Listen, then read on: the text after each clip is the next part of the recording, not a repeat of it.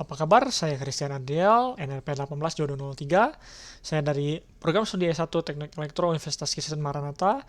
Di sini saya akan menjelaskan tugas proyek UTS mata kuliah pengantar robotika yang berjudul Selfie Photography Using DJI Telo Edu with Face Tracking Features. Tujuan dari proyek ini yaitu dibuat sebagai alternatif selfie fotografi dengan fitur face tracking. Rumusan masalah dari proyek ini, yang pertama ada bagaimana cara Telo bergerak menggunakan face tracking, yang kedua bagaimana cara Telo mengambil foto, dan yang ketiga bagaimana cara foto yang diambil itu disimpan ke dalam laptop. Di sini ada pengenalan tentang DJI Telo Edu. DJI Telo Edu ini bergerak dengan 6 degree of freedom, itu yang menjadikan dia dapat bergerak secara holonomik. DJI Telo ini juga memiliki berat 87 gram, satu set dengan baterainya, dilengkapi dengan prosesor Intel 14 core, dengan dimensi dari drone ini yaitu 98 x 92,5 x 41 mm. Di sini dia bergerak menggunakan brush DC motor dan juga mempunyai sensor rangefinder, barometer, optical flow, dan accelerometer. DJI Telo ini mempunyai kamera 5 megapiksel beresolusi 720p dengan 30 fps dan dilengkapi dengan electrical image stabilization yang menjadikan gambarnya itu stabil. Dia ini menggunakan konektivitas Wi-Fi, mempunyai baterai 4,18 Wh yang menjadikan dia bisa terbang selama 13 menit dengan rentang terbangnya itu 100 meter. DJI Telo juga dilengkapi dengan 2 antena smart fetching untuk receivernya. Yang digunakan dalam proyek ini adalah kamera 720p untuk face tracking dan fotografi itu sendiri, optical flow untuk membaca posisi terlalu rendah atau terlalu tinggi, dan ada rangefinder yaitu range area face tracking. Selanjutnya ada perancangan. Pertama itu ada flowchartnya. Pertama program di run, maka drone akan mencoba laptop akan mencoba membuka frame dari drone. Karena ada delay, maka dari itu saya memutuskan untuk membuat input T dari keyboard untuk take off. Jadi tidak saat program di run, drone tidak akan langsung terbang karena ada delay waktu yang cukup lama untuk membuka frame. Jika drone sudah terbang dan frame belum terbuka, maka biasanya drone akan hover terus-menerus ke atas, terbang terus-menerus ke atas, yang ditakutkan akan menabrak ke langit-langit seperti itu. Jika frame sudah terbuka, maka kita dapat mencet tombol T pada keyboard untuk take off. Di sini drone akan take off ke ketinggian 1,7 meter. Jika sudah terbang di ketinggian tersebut, maka drone akan bertanya kepada komputer apakah wajah terdeteksi. Jika tidak, maka drone akan yaw untuk mencari wajah, yaitu bergerak secara memutar. Di sini saya membuat untuk memutar ke kanan. Jika sudah terdeteksi, maka wajah tersebut akan di lock dan di track. Jika saat terbang ada perintah dari keyboard itu tekan tombol F, maka drone akan mengambil foto. Jika tidak, ya tetap lock dan track wajah tersebut. Jika tombol L ditekan, maka drone akan landing seperti itu. Selanjutnya ada penjelasan tentang face tracking. Apa itu face tracking? Face tracking adalah sebuah teknologi berbasis komputer yang biasa diaplikasikan untuk mengidentifikasi wajah manusia dalam citra digital. Bagaimana face tracking bekerja pada proyek kali ini? Di sini akan dibagi dua, untuk maju dan mundur dan untuk yaw. Untuk maju dan mundur, wajah akan diwakilkan dengan sebuah kotak atau persegi. Jika persegi terlalu jauh atau terlalu kecil, maka drone akan maju mendekati persegi tersebut, akan mempertahankan bentuk perseginya. Jika persegi terlalu besar atau dengan kata lain wajah terlalu dekat, maka drone akan mundur untuk menyesuaikan perseginya tersebut, seperti itu. Untuk yaw juga kurang lebih sama. Di sini persegi tersebut, di sini harusnya ada persegi, akan dicoba untuk dipertahankan posisinya di tengah seperti di garis ini. Jika terlalu kanan, maka drone akan belok ke kanan sehingga garis ini ikut ke kanan. Jika wajah terlalu ke kiri, maka drone juga akan jauh ke kiri untuk mempertahankan garis wajah tetap di tengah-tengah garis seperti itu. Nah, di sini ada library dan interpreter yang digunakan. Di sini ada digunakan Python versi 3.9. Di sini juga ada library dari DJI TelePy, yaitu library dari DJI Telo itu sendiri. Ada library dari CV itu untuk OpenCV, ada library NumPy, Time, dan keyboard module. Nah, keyboard module ini dibuat secara manual sendiri untuk memberikan interupsi untuk ke drone-nya nanti.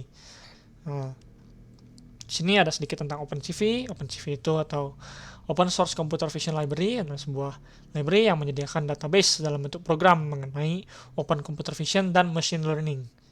Seperti itu. Yang kedua ada robot design. Nah, untuk proyek kali ini digunakan desain robot berbentuk behavior based. Nah, di sini untuk take off dan land digunakan keyboard interrupt. Yang tadi seperti dijelaskan sebelumnya, ada T untuk take off dan L untuk land, seperti itu. Di sini ada digunakan juga sensor kamera. Di sini untuk mengikuti wajah, untuk mencari wajah, dan jika wajah sudah di posisi ideal maka drone akan hover seperti itu. Di sini jika saat take off dan land dia masuk ke switch 2 jadi salah satu, maka masuk juga ke switch 1 dan memberikan perintah kepada Telo. Jadi jika ikuti wajah masuk ke switch 3, maka dia akan memberikan perintah Telo. Jika ikuti wajah berarti drone akan bergerak mengikuti wajah. Nah, jika cari wajah maka drone akan yang yau tadi. Dia akan mencari wajah. Jika sudah, maka dia juga akan memberikan perintah Telo seperti itu. Jika wajah sudah di posisi ideal, dia akan masuk ke switch 4, masuk ke switch 1, maka dia juga akan memberikan pada Telo untuk hover seperti itu. Selanjutnya ada mekanismenya. Di sini ada face tracking mekanisme. Nah, di sini juga digunakan program teknik pemrograman OOP atau Object Oriented Programming.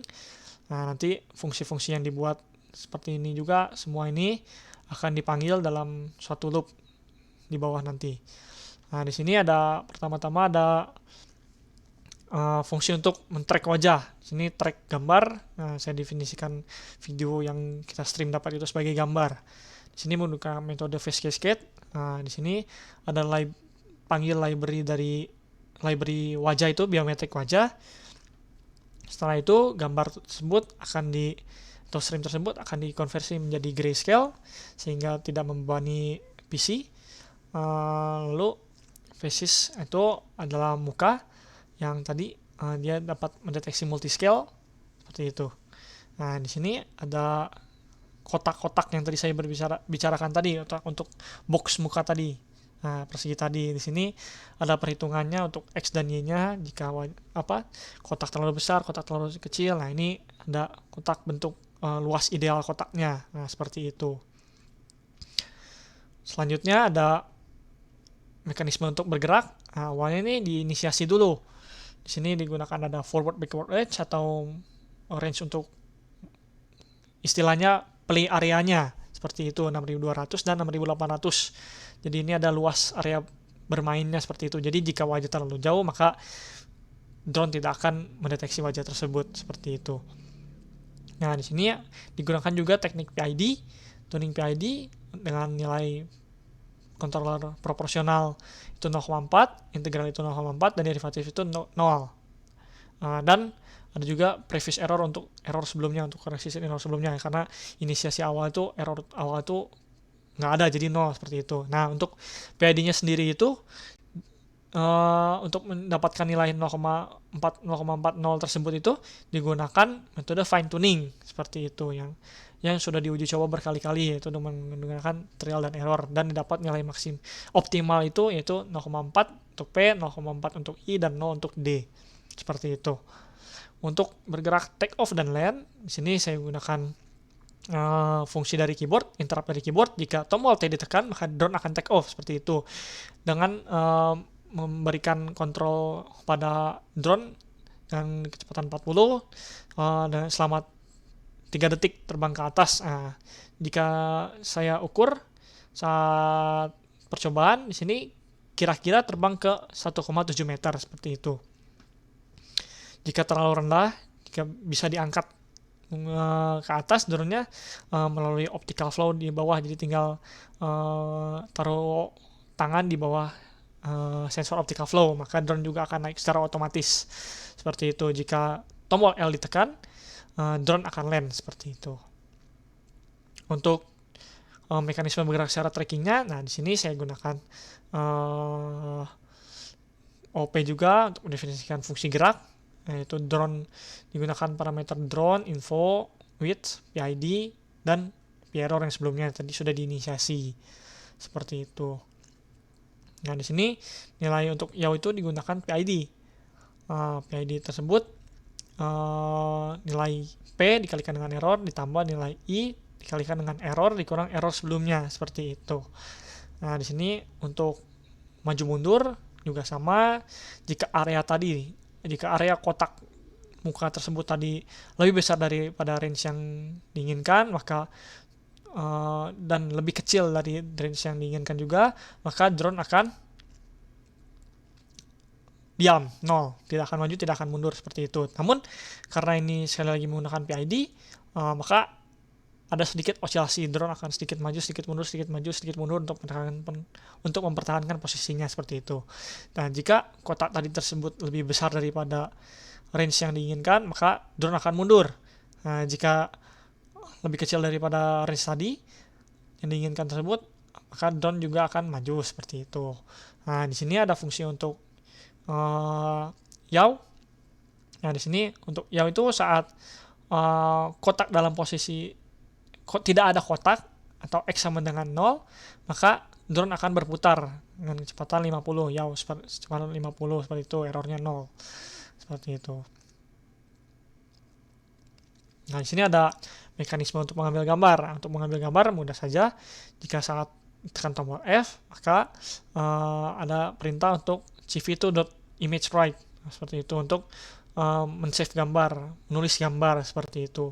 Disimpan dalam directory resources, image. Nah, di sini saya buat time.time.cpg ini format gambarnya. Time.time ini digunakan untuk mengambil gambar yang banyak seperti ini. Jadi 1, 2, 3 gambar tuh tidak akan di overwrite. Karena kalau tidak ditulis ini, maka drone akan men-save gambar dengan nama yang sama dan di overwrite seperti itu. Time.sleep ini digunakan untuk limit frame foto agar tidak terus menerus. Jadi saat itu tekan tombol F, dia dengan waktu 0,3 detik shutter akan berhenti seperti itu. Di sini ada diagram sistem bloknya. Untuk input digunakan sensor kamera, optical flow, dan rangefinder, diproses oleh laptop atau OpenCV program tersebut, lalu dikirimkan ke flight controller, maka flight controller juga akan mengirimkan feedback juga. Nah, di sini juga ada flight controller itu memberikan kontrol ke speed controller masing-masing motor dalam bentuk PWM, pulse width modulation seperti itu. Nah, di sini ada realisasinya.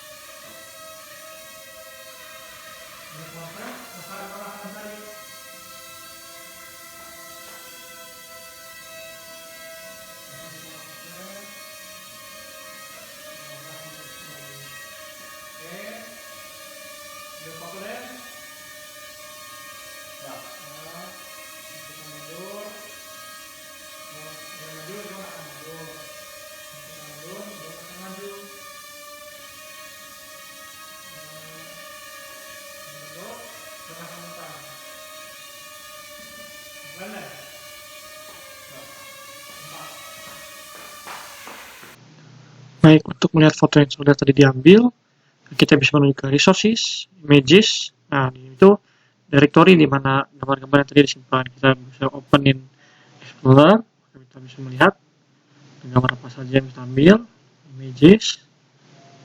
Nah, ini gambar yang tadi sudah diambil ya. Itu. Nah, kesimpulan drone dapat bergerak dengan fast tracking, foto bisa diambil dan disimpan secara otomatis, take off, landing, dan ambil foto dieksekusi menggunakan keyboard secara baik, seperti itu. Mungkin itu saja presentasi dari saya, mohon maaf jika ada salah kata. Terima kasih.